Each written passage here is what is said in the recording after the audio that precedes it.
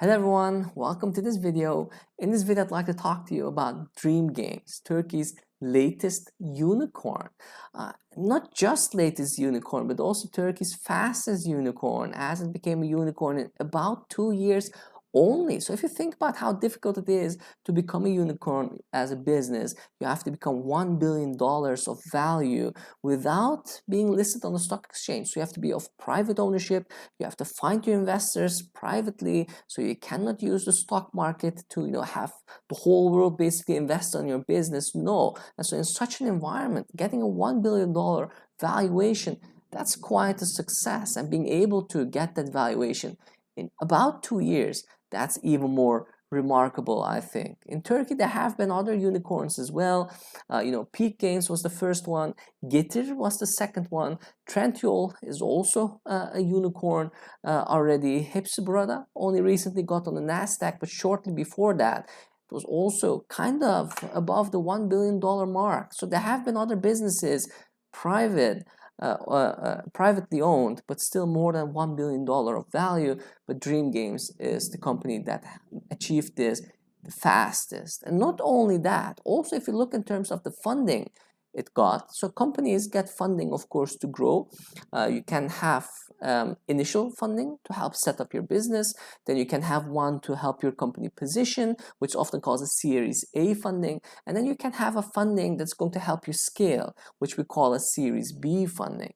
And the funding that Dream Games got, the Series B funding, was the highest amount that any company in Turkey got for a Series B funding, and I think that's also very remarkable. So it is, and the fastest unicorn in Turkey, the company that became a unicorn in the shortest amount of time. But on top of that is also a company that managed to do so with the biggest amount of Series B funding. So how did all of this come to be? How did Dream Games manage to become that successful? So if you think about it, if you remember, Peak Games, Turkey's first unicorn, was bought for $1.8 billion by Zynga, another mobile gaming company. Peak Games was also a mobile gaming company, so one buys another for $1.8 billion.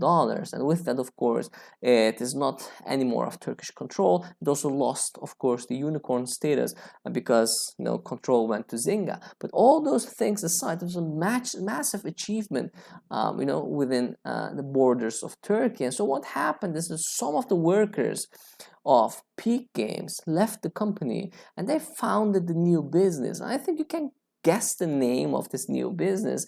The name was Dream Games. And so Dream Games is founded by former Peak Games employees. And this, of course, means a massive transmission of knowledge, right?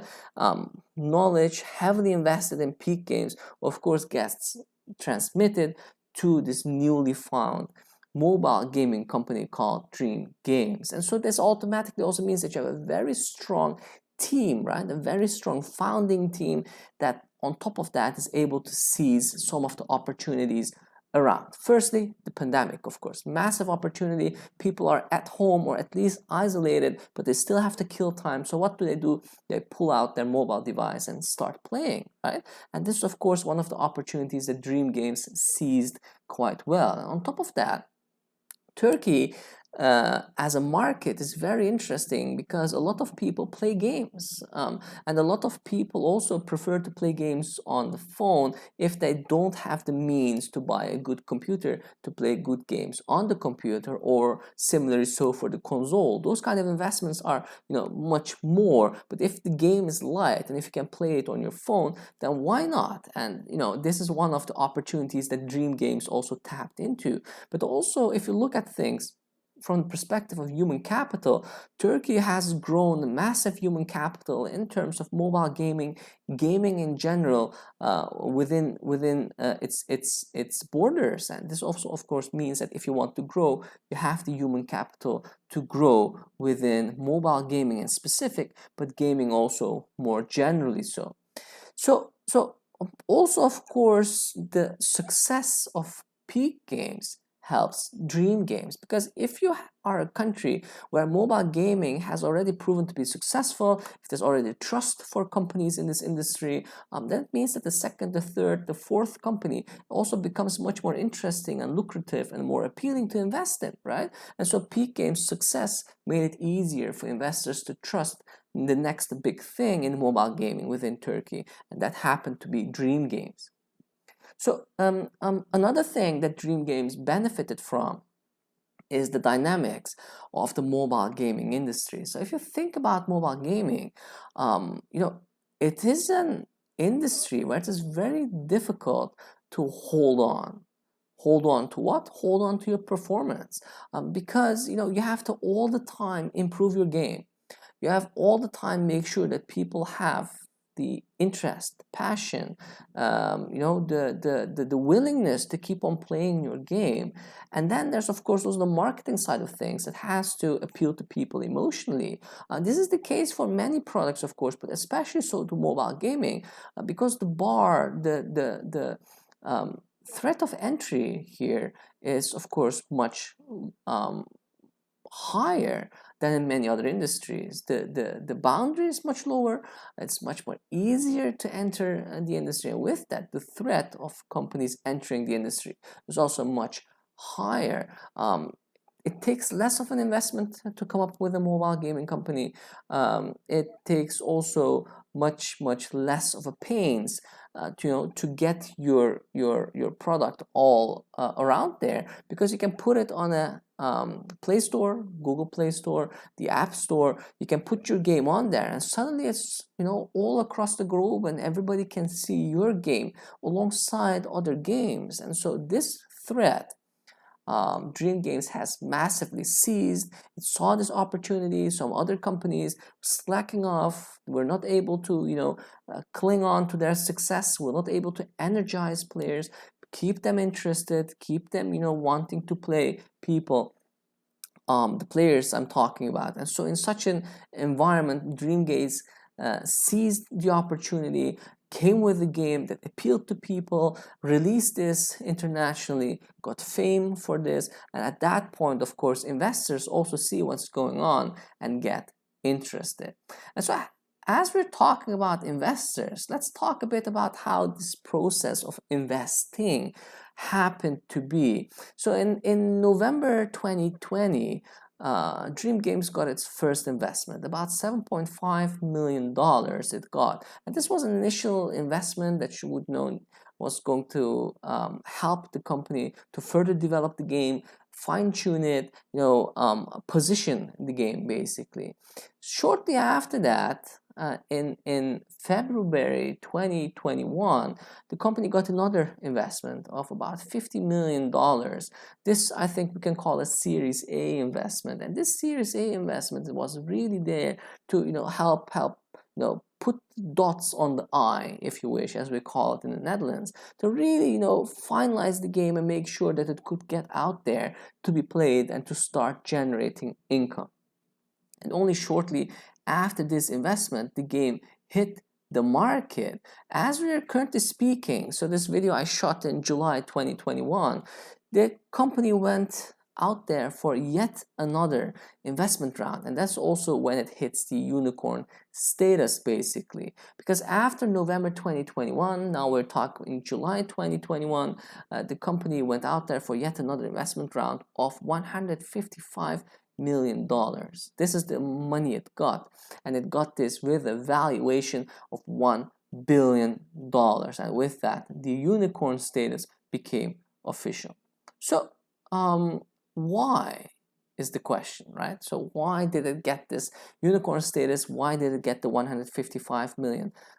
So what did it really do? Well, it came up with a game called Royal Match, which is a puzzle game, and this puzzle game has 6 million active users monthly, and these 6 million active users generate monthly $20 million of revenue. So this is not nothing, especially if you think about that this is a company that's just around for about 2 years, that is just starting to get its investments, but that is already topping the charts in terms of income generated for a single game in the US, in the United Kingdom, and in Germany. So it's a massive, massive achievement. Also, keep in mind that this income is only from in-app purchases. The company does not want advertisements within the game because it would distort the gaming experience. So if you also think about it, it's quite a solid income that you get because it is from in-app purchases. It underscores that you're able to energize, that you're able to emotionally connect the gamers with the game, and this gets reciprocated by the investor in terms of investments. So as said, the game tops the charts in terms of income in the US, in the United Kingdom, in Germany, and of course it wants much more. That's what it is after, but already it is out there in the ring with some of the most well-known games, such as let's not give a name, but say whatever game that comes to your mind. So now it gets funding. This company, Dream Games, it gets funding. But then the question is, what is it going to do with this funding, right? That is perhaps what all of you want to know. Of course, also what I want to know, but I can at least share with you with what I found from my research. So the interesting thing about the strategies of this company is that it currently only has one game, right? And with this funding, they say that they want to keep on investing in just this one game. And I think that's very interesting. It's quite bold, it's risky, but it's also, I think, bold. The company says that, we're a relatively small team. We cannot split attention, focus, resources too much on different projects. So we want to make sure that we're really, really going to be amazing with this one game. And so we're going to focus on that. In doing that, they want to make sure that in the markets in which they are, they want to have more users of the game, more players, and on top of that also they want to be active more geographies in more countries and more geographical markets. So whether they should go for a second or a third game, I mean, they're better, of course, able to judge that given their resources and given their abilities. It is a big risk if this one game at some point fails to energize people, right? If it fails to emotionally connect, if it fails to lead to new interest, if you're not able to develop it in such a way that people keep on playing it as much as they're doing now, if you're not able to have the marketing campaigns and activities that you need to have this game become even more successful all over the world, well, then you have a problem because you have only one game and that's what you're mainly betting on and investing on, right? If everything goes well, then great, but if not, then you have a big problem. And so that's the big risk here. Whereas, of course, the risk of spreading too thinly your resources and your focus and your concentration on different projects, of course, will also mean that the thing that is going well might also suffer from this. So it's a very peculiar, a very delicate trade-off, if you wish, and I hope that Dream Games will do what is the best for them. It's very difficult and easy to say something and to judge the company based on what I'm seeing from the outside. But they give a Pixar example, saying that Pixar back in the days also did not have that many movies, but any movie that came out became a success. It was good, that it rocked the world, and that's also what they want to do. Every game being successful, being challenging the crown in whatever area this game is being released. So that's what they're after, not the numbers but the quality, and I hope that they really will be able to achieve that. So that's where the funding is going to go, at least for now. They're not saying that the second, the third, the fourth game is not something they want. They do want that, but they don't want to economize on the quality and the success of their first game. So I hope this video helped you better understand the journey of Dream Games. And if you liked the video, please don't forget to hit the like and the subscribe buttons. I wish you all the best in the world and hope to see you again anytime soon. Take care.